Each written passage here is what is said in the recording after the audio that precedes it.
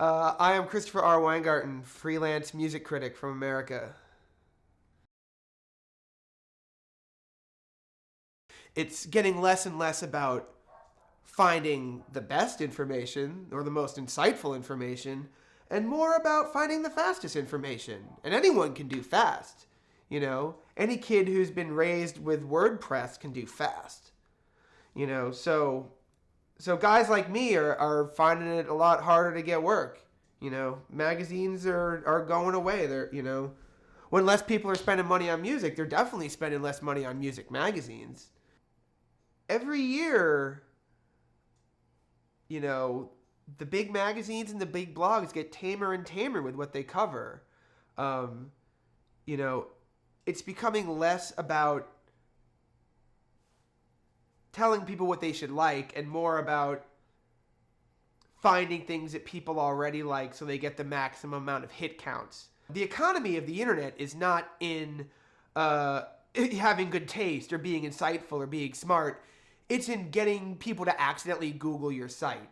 And you're going to do that with keywords. And you're going to do that with the biggest keywords. And even indie rock sites, even like the most punk indie sites are guilty of doing this, because if they're going to want to run a business, they have to type Animal Collective all day. Just like big magazines have to type Taylor Swift all day. The economy is not in taste. It's in angling for the things that people want to search for. It's totally terrifying. It's going to get more and more bland every year, And good music will always exist. The most amazing music that, next year someone is going to make a record that is going to be one of the greatest records I've ever heard in my life and will affect me deep down in my soul. And that's because art never dies. But, for that person to reach critical mass with it, it's going to be a lot harder. Anyone can find information right now, but information isn't finding people as easy. It used to be that you would take a record home from the store and you would sit it on your counter and you would have it. And then every couple months, its very existence would remind you that it's there. That this is a piece of music and you can, listen to me, come back to me. You own me, and now, we have these enormous hard drives just full of things we collect and hoard that the ease of getting every record is so much more appealing than appreciating the records you have. It's like it really is like being in a candy store and just wanting to try everything, and it's not good for you to do that all the time. I think we've devalued music to the point where it means absolutely nothing to a lot of people. Music right now, you can't even fucking sell it.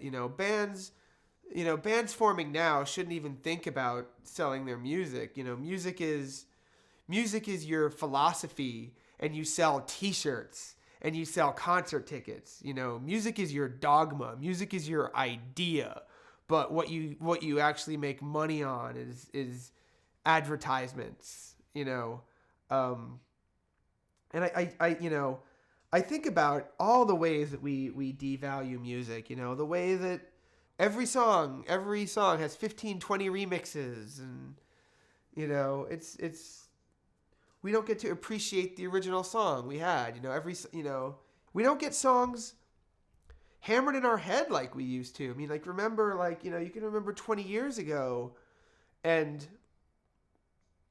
if a song was a hip hop song, you couldn't go anywhere without hearing that song. And even if you didn't like the artist, you would know every word to that song. Now, songs hit number one and, my friends don't even know what they are, because they don't have to hear them. What's a hit song worth anymore?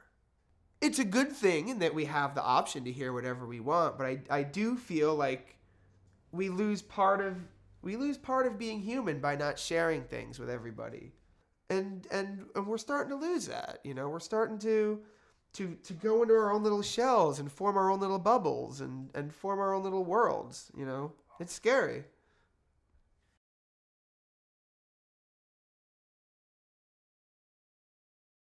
A lot of record labels now are basically just crowdsourcing engines. They pick up bands that already have huge followings and already have a lot of internet hype.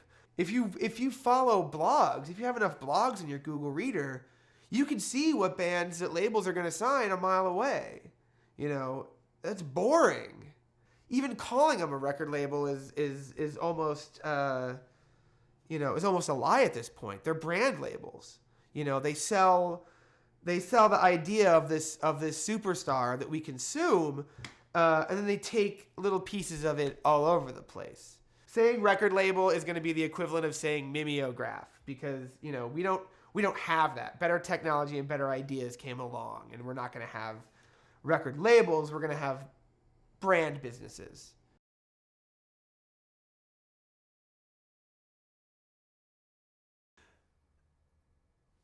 This, right now is a time of hype and backlash. And it's a constant stream of hype and backlash. And it's so funny that I can look at bands that people were talking about like 2 years ago, like they were the next big thing, and it seemed like everyone was talking about it. And where the fuck are they? Who cares?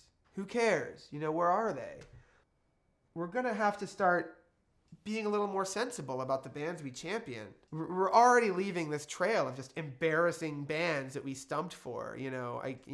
These embarrassing movements and subgenres that we thought were the next big thing, and we're just a bunch of critics and bloggers jerking off on each other. Because it's so easy to do that in the internet age. It's so easy to go in and out and discover new things right away. We're gonna be a little bit ashamed of ourselves because we elevated so many crappy bands to the status of next big thing, and then just abandoned them. And then there's a lot of great bands that need nurturing that we totally aren't giving it to.